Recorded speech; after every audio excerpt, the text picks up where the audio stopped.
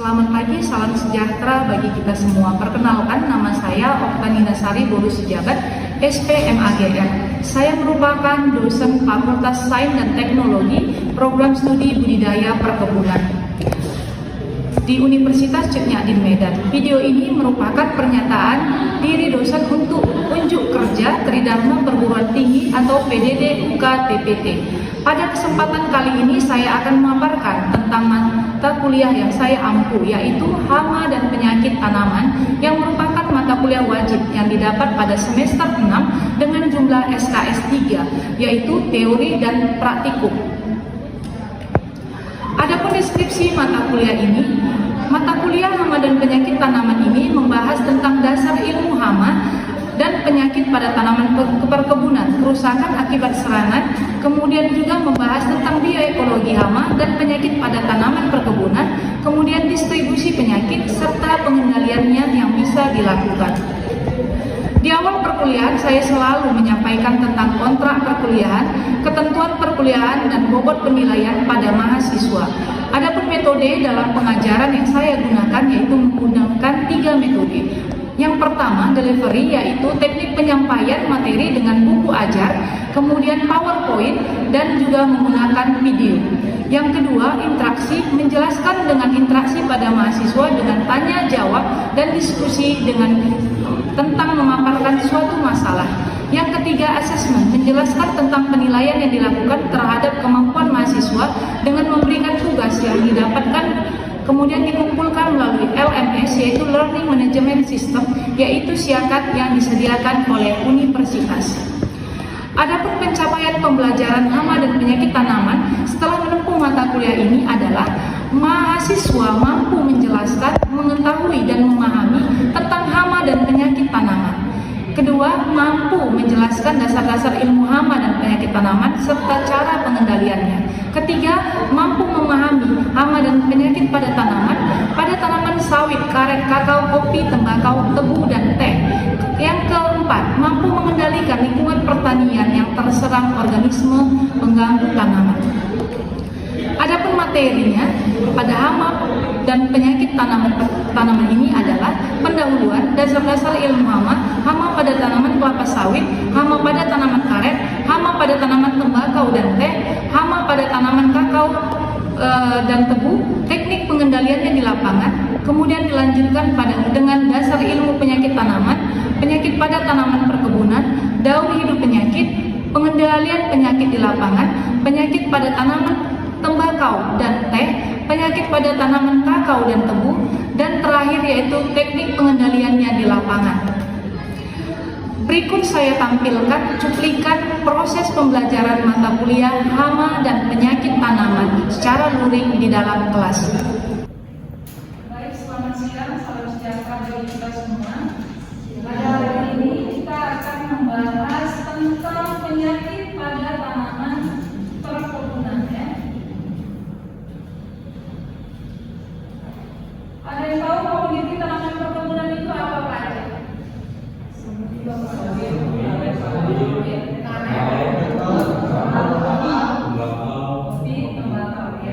Untuk pertama ini yang kita bahas itu adalah tanaman kelapa sawit yang bahasa latinnya adalah Elais sinensis ya. Ini gambar tanaman kelapa sawit di area pendidikan. Jadi ini sudah pada area main nursery-nya, dan ini sudah pindah tanam ya. Dan ini gambar tanaman kelapa sawit yang sudah produksi atau sering disebut TM. Nah, ini sekitar 8 sampai umur 12 tahun. Kemudian tanaman kelapa sawit ini juga banyak yang terserang penyakit seperti yang disebabkan oleh jamur Ganoderma hominis ya. Ini dia jamur Ganoderma atau juga sering disebut penyakit busuk pangkal batang. Penyakit busuk pangkal batang yang disebabkan jamur Ganoderma merupakan penyakit yang disebabkan oleh jamur.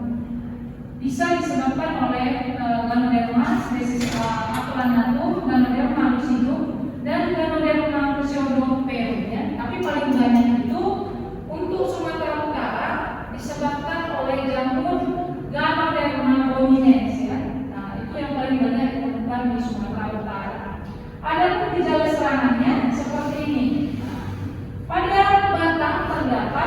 puting badinya ya, ini ya. Yang saya lagi tandai ada puting badinya, ini ada badan buah atau disebut juga badan buah ya. Jadi ketika batang kelapa sawit sudah muncul badan buahnya atau puting badinya seperti ini, berarti tanaman kelapa sawit ini sudah terserang jamur Ganoderma bolinensis ya. Itu dia. Makanya terkadang tanaman kelapa sawit itu banyak tiba-tiba tumbang. Jadi ketika tanaman tumbang itu bukan karena ada hantunya atau setannya, tapi karena terserang jamur Ganoderma bolinensis atau penyakit busuk pangkal batang ya.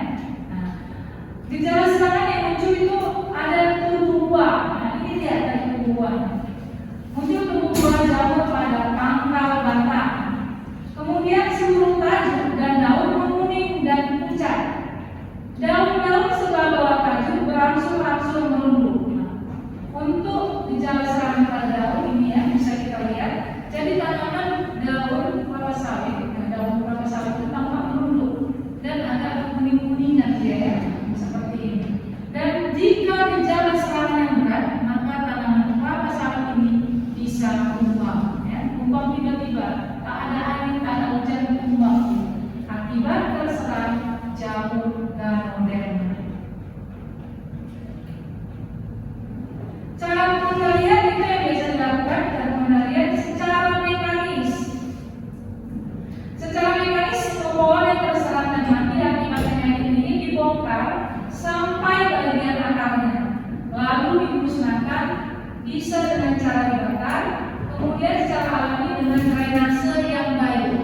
Jadi ketika tanaman kelapa sawit yang sudah replanting, tahu kan replanting kan penanaman ulang, itu bekas bongkarannya itu dibongkar, digali, kemudian itu dia ditambahkan trichoderma perlakuannya untuk mengendalikan atau mengurangi pencegahan serangan Ganoderma agar tidak semakin berat. Atau juga bisa melakukan pembakaran di lubang itu. Jadi untuk membunuh spora-spora jamur Ganoderma. Atau juga secara kimia itu menggunakan fungisida ya. Kalau insektisida tadi untuk mengendalikan serangga kan, kalau fungisida untuk mengendalikan jamur, yaitu dengan produk Ganopet atau trichoderma. Nah, itu produk dalamnya ya. Kalau badan buah ini tadi kita ambil, ini seperti ini tadi ya, kita ambil dia dari batang kelapa sawit, badan buahnya atau protein baginya, kita ambil, kita potong, kemudian kita bawa ke laboratorium. Ini badan buahnya tadi kita potong penampaknya, kemudian kita lihat di bawah mikroskop, maka tampaklah seperti ini dia di bawah mikroskop ya. Nah, ini dia tampak seperti ini di bawah mikroskop. Ya. Selain Ganoderma, ada juga penyakit busuk akar, ya, busuk akar. Penyakit ini disebabkan oleh cendawan atau jamur. Cendawan atau jamur itu sama ya, tapi biasanya kalau orang yang menggunakan mitra dari UGM, maka dia menggunakan bahasa cendawan. Tapi kalau dari IPB itu menggunakan kata jamur ya. Penyakit ini disebabkan oleh cendawan atau jamur Rhizoctonic lamellifera dan Pipium. Bagaimana gejalanya? Bisa dilihat ada gambar di samping. Inilah gejalanya ya. Gejala serangan pertumbuhan tanaman tidak normal. Kayak mana pertumbuhan tanaman tidak normal? Ini belum pindah tanah, tapi tanamannya sudah tampak seperti ini, ya, tidak normal pertumbuhannya. Kemudian tanaman menjadi lemah dan terjadi nekrosis. Yang mana nekrosis? Ini dia ya, ada gambar tampak nekrosis pada daun. Kemudian cara pengendaliannya yaitu mencegah dengan budidaya yang baik dan benar sesuai dengan prosedur yang dianjurkan. Kemudian mencegah perkembangan biarkan jamur dengan mengkondisikan media semai pada pH yang ideal. Kemudian lakukan penyemaian yang baik agar bibit tanaman menjadi sehat. Kemudian pengaplikasian fungisida sejak ini untuk pencegahan.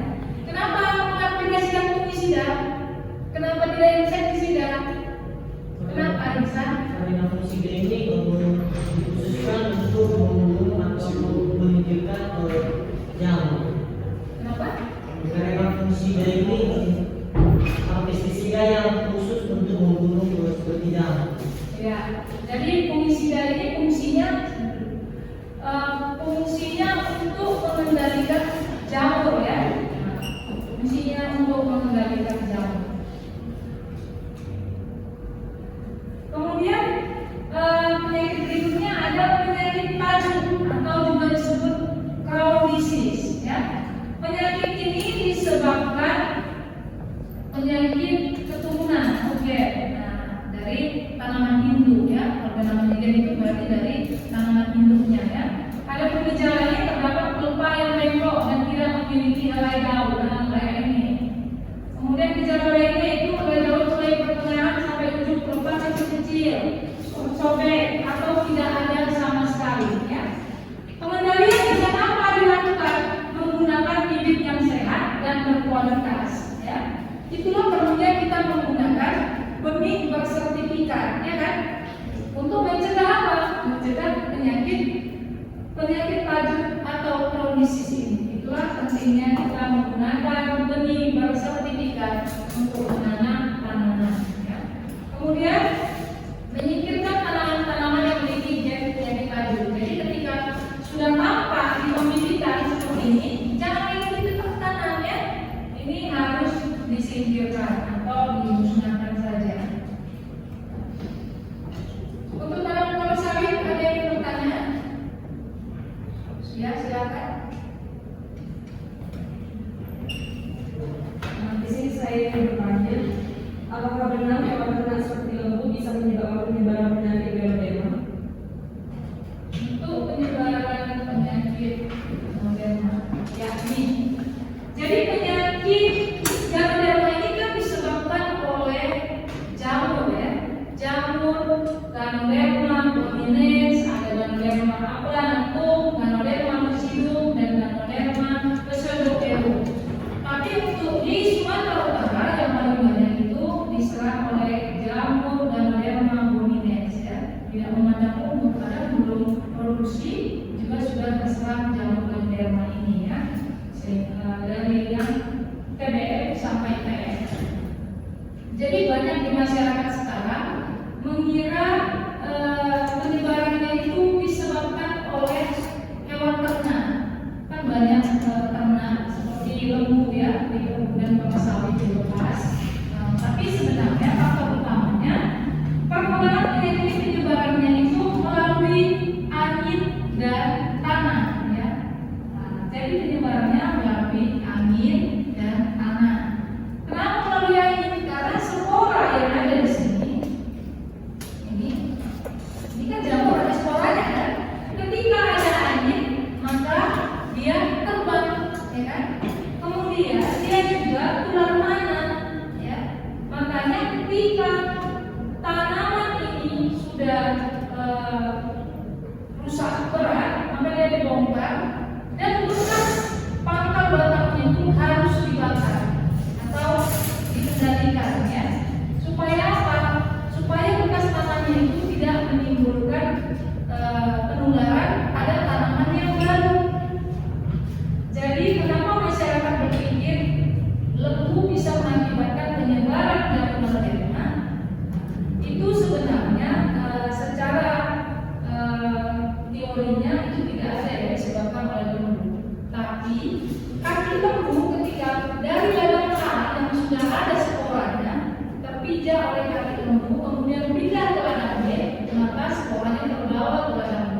Jadi logikanya seperti itu. Jadi tapi kalau penularan melalui lembu sebenarnya tidak ada.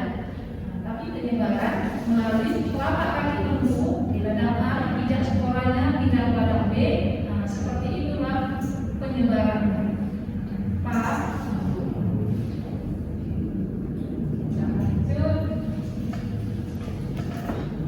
Ke tanaman karet. Tanaman karet atau bahasa latinnya itu Hevea brasiliensis. Kalau udah namanya brasiliensis berarti berasal dari mana? Ya. Tanaman karet ini juga banyak macam penyakitnya ya, menyerangnya.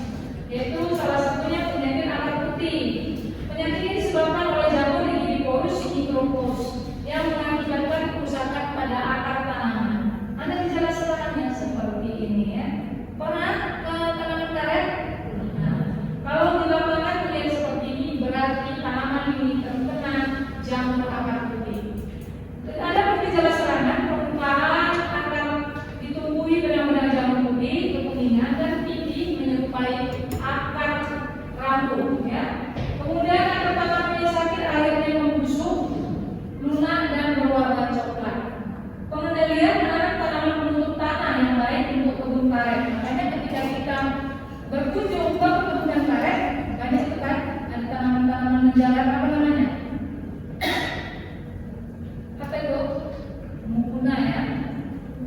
Ya itu jadi tanaman menjalar itu dibuat untuk sebagai salah satu tindakan untuk mengendalikan jamur akar putih. Ya. Kemudian penyakit selanjutnya itu jamur pas. Penyakit ini disebabkan oleh cendawan Cortigium salmonicolor ya. Nah, jadi bacanya di sini jangan agak lambat, langsung ya. Cortigium salmonicolor. Ya. Gejala selanjutnya yaitu munculnya benang-benang berwarna putih seperti sutra di pangkal atau bagian atas percabangan. Kemudian batang yang terinfeksi akan mengeluarkan cairan latex. Nah, seperti ini ya, ada kayak cair-cairannya. Kemudian kulit tanaman terinfeksi akan membusuk berwarna hitam, mengering dan mengelupas.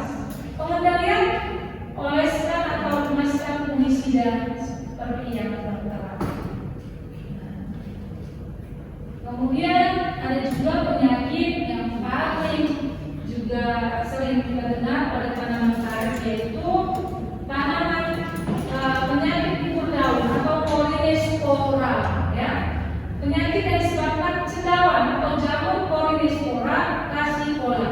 Gejala serangannya adanya bulatan menyerupai tulang ikan. Nah ini kayak tulang ikan ya kan?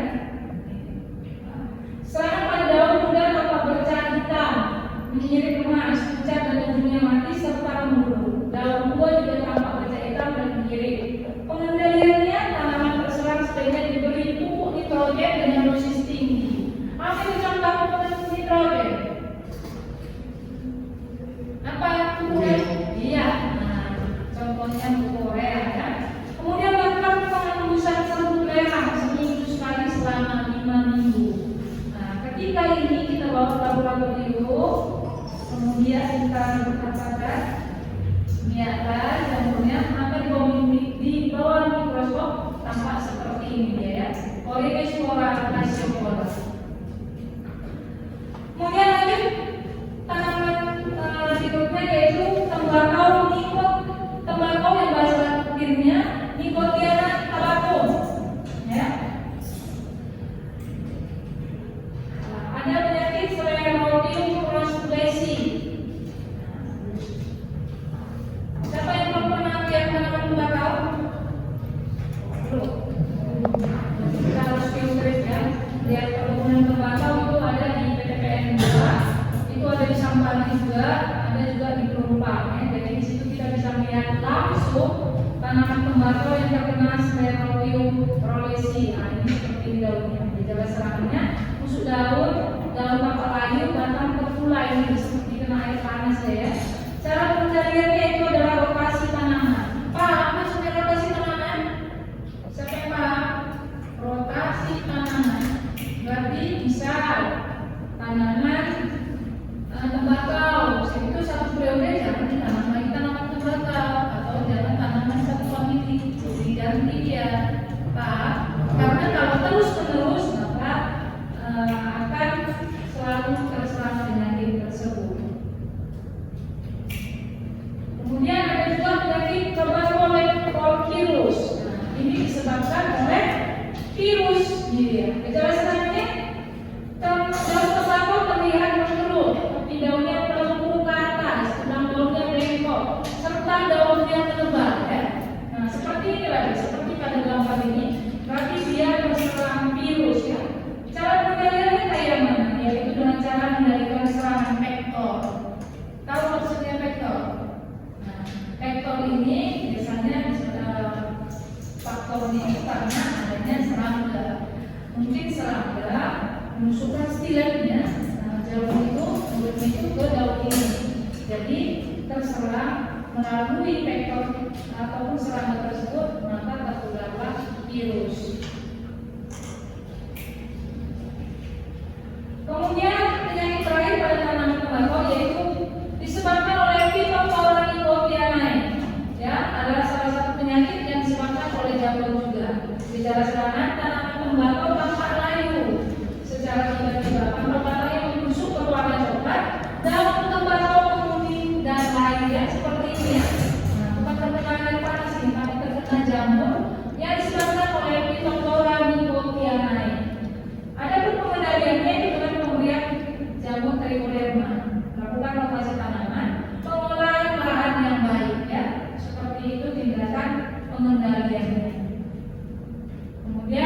ada tanaman kakao atau bahasa latinnya yaitu Theobroma kakao. Siapa yang belum pernah lihat tanaman kakao? Sudah semua saya rasa ya. Olahan produk kakao apa contohnya? Coklat. Semua suka coklat kan? Ini dia sebelum diolah. Dan ada juga berbagai jenis penyakit pada tanaman kakao ya. Ada kanker batang. Salah satu penyakit penting pada tanaman kakao yang disebabkan oleh Phytophthora palmipora. Ya. Kemudian gejala serangannya kayak mana?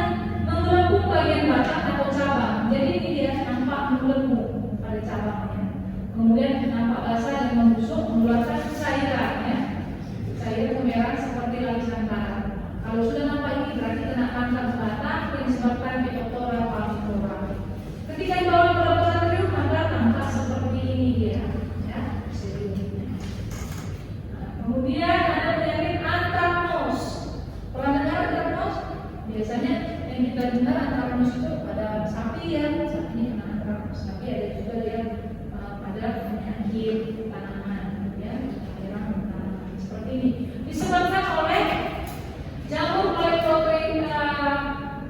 Coledotrophum gloesporioides ya, ini dia. Gejala serangan merampas, kemudian lama-lama sampai daun dan kaki-kaki pada berguguran. Pernah lihat tanaman merampas? Habis daunnya, kuning-kuning, rokok habis. Berarti dia kena antraknose ya.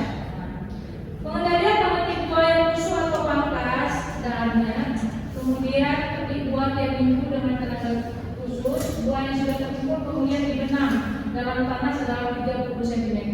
Jadi ketika tampak buah yang sudah terkena antraknose, maka ini harus dipetik dan ditanam dalam tanah dengan kedalaman minimal 30 cm agar tidak menimbulkan penularan ya.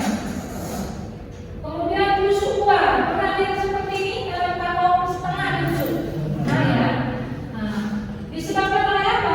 Phytophthora palmipora. Gejala sama diawali dengan munculnya bercak kecil pada buah. Ya, awalnya bercak kecil, sekitar 2 hari setelah infeksi bercak berwarna coklat, kemudian berubah menjadi kehitaman dan meluas dengan cepat sampai seluruh buah tertutupi. Ya, akhirnya semua buah kakao ini menjadi busuk. Ketika ini dibawa ke laboratorium, di bawah mikroskop, maka tampak seperti ini dia, Phytophthora palmipora ya. Kemudian apa ini tanaman teh? Semua sudah minum teh? Pernah dengar daun peko? Peko. Daun peko itu daun pucuknya yang tinggi, ketiga air ini pucuk atas, peko namanya ya, daun peko. Ini biasanya olahannya mahal dan biasanya diekspor. Ya, kalau kita di Indonesia biasanya sih tidak ada pakal atau namanya gitu ya. Ini diekspor ya. Peko namanya. Ya, jangan sampai anak remaja tidak tahu bahwa peko ini 3 pucuk ke atas peko. Kan ada iklan pucuk-pucuk. Nah, ya itu lagi. Ya. Kayak Camellia species ini juga ada penyakitnya ya, yang menyerang ya, penyakitnya seperti cacar daun. Nah, ini yang paling terkenal. Bukan manusia yang terkena cacar ya, tetapi daun teh juga terkena cacar. Seperti ini ya. Nah, cacar ini disebabkan apa? Exobasidium vexata. Nah, nama jamurnya.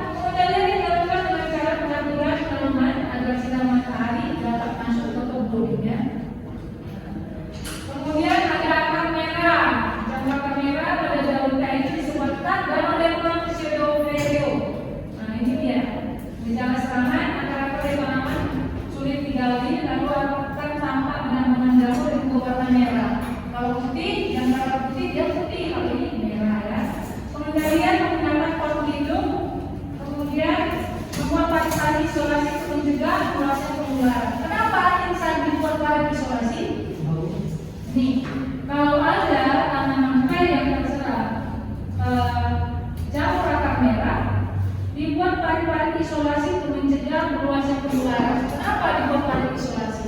Tahu kan parit isolasi itu parit itu dia di pertengahan ruangan. Untuk apa? Untuk menempel itu seperti hari. Kenapa? Agar akar dari tanaman itu yang misalnya ada yang terinfeksi tidak Kosan musim itu kan? iya untuk membatasi tingkat penyebaran penyakit yang disebabkan oleh bakteri manusia bakteri. Paham? Nah, kemudian ada busuk daun juga, ya. Penyakit ini disebabkan oleh Sporozoitum dan Ganoderma cingulata. Gejalanya di berpecah-pecah coklat dimulai dari tiak daun, ya, jadi bukan manusia tiaknya. Daun ini, di sini dengan tiak daun ini timbul dia bercak coklat. Pengendaliannya dengan cara mencelupkan stek yang akan ditanam dalam melakukan fungisida, ya. Seperti itu teknik pengendaliannya. Oke, jadi demikian saya paparkan tentang penyakit-penyakit pada tanaman perkebunan. Ada penyakit tanaman kelapa sawit, ada tanaman kakao, karet, teh, tembakau. Ada yang mau ditanyakan?